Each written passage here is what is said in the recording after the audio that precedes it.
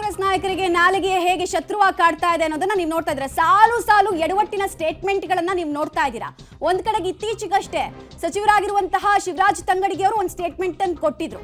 ಮೋದಿ ಮೋದಿ ಅಂತ ಹೇಳುವಂತಹ ಯುವಕರ ಕಪಾಳಕ್ಕೆ ಹೊಡೀರಿ ಅಂತ. ಅದಾದ್ಮೇಲೆ ಯತೀಂದ್ರ ಅವರು ಅಮಿತ್ ಶಾ ಗೂಂಡಾ ಗಡಿಪಾರ ಆಗಿದ್ದವರು ಅಂತ ಸುಪ್ರೀಂ ಕೋರ್ಟೇ ಕ್ಲೀನ್ ಚಿಟ್ ಕೊಟ್ಟಿರುವಂತಹ ಕೇಸನ್ನ ತೆಗೆದು ಹೇಳಿದ್ರು. No evidence has been found ಅಂತ ಹೇಳಿದ್ರು. ಓಕೆ, ಈಗ ನಾವು ನೋಡೋಣ ಒಂದೊಂದೇ ಪಾಯಿಂಟ್ಸ್ ಅನ್ನ. ಹಾರ್ಟ್ ಆಪರೇಷನ್ ಆದ್ರೆ 5 ದಿನದಕ್ಕೆ ಓಡಾಡೋದಕ್ಕಾಗತ್ತಾ, 5ನೇ ದಿನಕ್ಕೆ ಕ್ಷೇತ್ರದಾದ್ಯಂತ ಸುತ್ತೋದಕ್ಕಾಗತ್ತಾ ಅನ್ನೋದು ರಮೇಶ್ ಬಂಡಿಸಿದ್ದೇಗೌಡ್ರ ಮಾತು.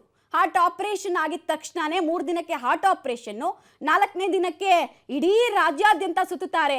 ಇದು ಹೆಂಗ್ ಸಾಧ್ಯ, ನಂಗೆ ಗೊತ್ತಾಗ್ತಿಲ್ಲ, ನೀವೇ ಹೇಳಿ ಅಂತ ಕೇಳಿದ್ದಾರೆ. ಎರಡನೇದು, ಸಚಿವರಾಗಿರುವಂತಹ ಶಿವರಾಜ್ ತಂಗಡಗಿ ಅವರ ಮಾತು. ಮೋದಿ ಅನ್ನೋರ ಕಪಾಳಕ್ಕೆ ಹೊಡಿರಿ, ಯುವಕರು ಯಾರಾದ್ರೂ ಮೋದಿ ಮೋದಿ ಅಂತ ಘೋಷಣೆಗಳನ್ನು ಕೂಗಿದ್ರೆ ಅವ್ರ ಕಪಾಳಕ್ಕೆ ಹೊಡಿರಿ ಅಂತ ಸಂದೇಶವನ್ನು ಕೊಟ್ಟಿದ್ದಾರೆ. ಇಲ್ಲಿ ಇವರ ಕಾಂಗ್ರೆಸ್ ನಾಯಕರಲ್ಲೇ 3ನೇ ಪಾಯಿಂಟ್ ನೋಡೋಣ ನಾವು, ಅದನ್ನ ಆಮೇಲೆ ನಾನು ಹೇಳ್ತೀನಿ. ಯತೀಂದ್ರ ಮಾಜಿ ಶಾಸಕರು ಹೇಳಿದ್ದೇನು, ಅಮಿತ್ ಶಾ ಒಬ್ಬ ಗೂಂಡಾ ರೌಡಿ, ಅವ್ರನ್ನ ಗಡಿಪಾರು ಮಾಡಿದ್ರು ಅಂತೆಲ್ಲ ಸ್ಟೇಟ್ಮೆಂಟ್ ಅನ್ನು ಕೊಟ್ರು. ಮೋದಿ ಮೋದಿ ಅನ್ನೋ ಸ್ವಾತಂತ್ರ್ಯ ಯಾಕೆ ಬಿಜೆಪಿ ಕಾರ್ಯಕರ್ತರಿಗೆ ಇರಬಾರ್ದಾ? ನಿಮ್ಮಲ್ಲಿ ಸಿದ್ದರಾಮಯ್ಯಗೆ ಜೈ, ರಾಹುಲ್ ಗಾಂಧಿಗೆ ಜೈ ಅಂತ ಹೇಳ್ಬೇಕಾದ್ರೆ ಆ ಸ್ವಾತಂತ್ರ್ಯ ಇದ್ಮೇಲೆ ಅವ್ರಿಗೂ ಇರಬೇಕು. 4ನೇದು, ಚಲುವರಾಯಸ್ವಾಮಿ ಅವರ ಸ್ಟೇಟ್ಮೆಂಟು, ಮಗನಿಗೆ ಹೆಣ್ಣು ಹುಡುಕಿ ಅಪ್ಪ ಮದುವೆ ಆದ್ರು ಅಂತೆಲ್ಲ ವ್ಯಂಗ್ಯವಾಡಿದ್ರು. ಇಷ್ಟಕ್ಕೆ ನಿಲ್ಲಿಲ್ಲ ಅವರು. ಪುಟ್ಟರಾಜು ಅವ್ರಿಗೆ ಹೆಣ್ಣು ನೋಡಿ, ಮದುವೆ ಆಗ್ತಿರೋದು ಮಾತ್ರ ಕುಮಾರಸ್ವಾಮಿ ನೋಡಿ ಅಂತೆಲ್ಲ ಹೇಳ್ಬಿಟ್ರು.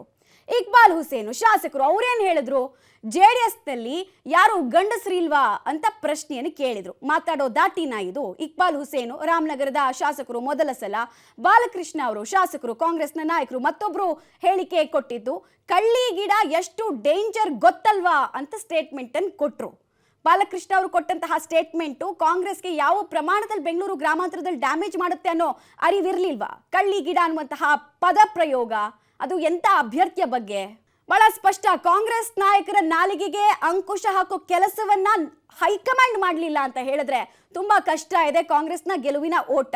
ಅವರ ಕೈಯಾರೆ ಅವರು ಪ್ರತಿಸ್ಪರ್ಧಿಗಳಿಗೆ ಅಸ್ತ್ರವನ್ನ ಕೊಡ್ತಾ ಇದ್ದಾರೆ ಅಂತ ಸಾಲು ಸಾಲು ಸ್ಟೇಟ್ಮೆಂಟ್ಗಳ ಮೂಲಕನೇ ಗೊತ್ತಾಗ್ತಾ ಇದೆ. ರಮೇಶ್ ಬಂಡಿಸಿದ್ದೇಗೌಡರ ಸ್ಟೇಟ್ಮೆಂಟ್ ಇವತ್ತು classic example, very unwanted example. ಅದು ಏನಾರು ಒಂದು ಚುನಾವಣೆ ಸಂದರ್ಭ ಬಂದ ತಕ್ಷಣ ಹೋಗಿ ಹಾಸ್ಪಿಟ್ಲಿಗೆ ಸೇರ್ತಾರೆ. ಹಾಸ್ಪಿಟ್ಲಿಗೆ ಸೇರಿಸಿ 3 ದಿವಸ ಇರ್ತಾರೆ. ಒಂದು ಹಾರ್ಟ್ ಆಪರೇಷನ್ ಆಯ್ತದೆ, 4ನೇ ದಿವಸಕ್ಕೆ ಇಡೀ ರಾಜ್ಯ ಸುತ್ತಾ ಇರ್ತಾರೆ. ಅದು ಹೆಂಗ್ ಸಾಧ್ಯ ಅಂತ ನನ್ಗೆ ಅರ್ಥ ಆಯ್ತಲ್ಲ. ಯಾರು ಹಾರ್ಟ್ ಪೇಷಂಟ್ಸು, ಈಗ ಚೆಲುವಣ್ಣ ಇಲ್ಲೇ ಕೂತವನೆ, ಚೆಲುವಣ್ಣಂಗೆ ಇರ್ತಕ್ಕಂಥ ಸೇಮ್ ಕಾಯಿಲೆ ಅವ್ರ ಸ್ನೇಹಿತರಿಗೆ ಕುಮಾರ್ ಅಣ್ಣಂಗೆ ಇರ್ತಕ್ಕಂಥದ್ದು. ಇವನು ಹಾಸ್ಪಿಟ್ಲಿಗೆ ಸೇರಿಸಿದ್ರೆ 1 ತಿಂಗಳಾದರೂ ಈಚೆಗೆ ಬರೋಲ್ಲ.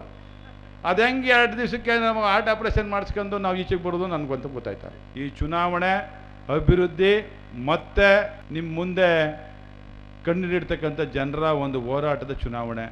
ದಯಮಾಡಿ ಯಾರು ಬಂದು ನಿಮ್ಮ ಹತ್ರ ನನಗೆ ಆ ತೊಂದರೆ ಆಗಿದೆ, ಈ ತೊಂದರೆ ಆಗಿದೆ ಅನ್ನುವಂಥ ಮಾತುಗಳನ್ನ ಹೇಳಿದ್ರೆ ದಯಮಾಡಿ ನಿಮ್ಮ ಕೈ ಮುಗಿದು ಹೇಳ್ತೀನಿ, ಕೇಳಬೇಡಿ. ಅವ್ರ ಅಧಿಕಾರದಲ್ಲಿದ್ದಾಗ ಏನು ಮಾಡಿದ್ರು ಅನ್ನುವಂಥ ಪ್ರಶ್ನೆ ನೀವು ಕೇಳಬೇಕು. ಈ ಸಲ ಕಾಂಗ್ರೆಸ್ ಅಭ್ಯರ್ಥಿಯನ್ನು ಗೆಲ್ಲಿಸ್ತಕ್ಕಂಥ ಎಲ್ಲ ಪೂರ್ಣ ಜವಾಬ್ದಾರಿಯನ್ನು ನಮ್ಮ ತಾಯಂದರು, ನಮ್ಮ ಅಣ್ಣ ತಮ್ಮಂದಿರು ನಾವು ಒತ್ಕೋಬೇಕು ಅಂತೇಳಿ ಕಳಕಳೆಯಿಂದ ಪ್ರಾರ್ಥನೆ ಮಾಡಿ